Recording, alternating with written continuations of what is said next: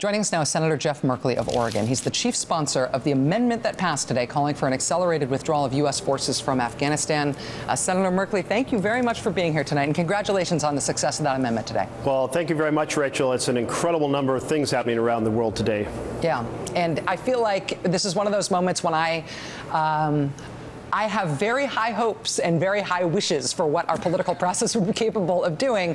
And I have to say, seeing your amendment passed today in such a bipartisan fashion with so much Republican support made me have some hope that some of the biggest foreign policy challenges that we've got might be tackled in a way that is at least less partisan, if not less nonsensical. Do you feel that way about it?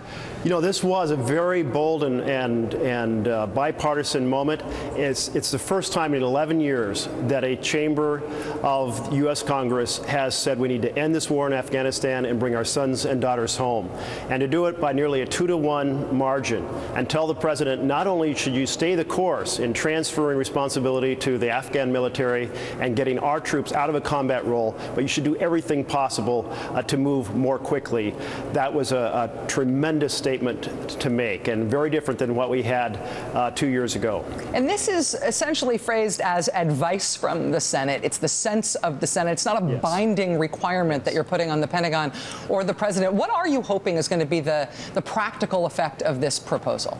Well, let's compare this to what the House has in their language. They say there need to be 68,000 American troops at a minimum through the entire next 2 years.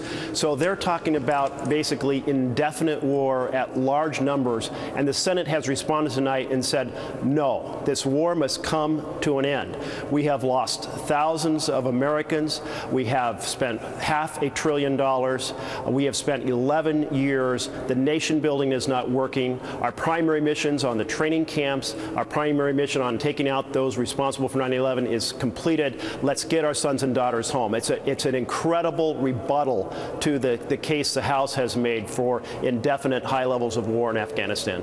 The executive branch and the Congress obviously are separate and co-equal branches of government. I have to ask, though, if you've had feedback from the executive branch, from the White House, about how they feel about your amendment and the Senate expressing themselves this way. Are you getting any sort of pushback or any sort of encouragement? Haven't heard any specific feedback, but largely we're endorsing the president, but saying do it faster.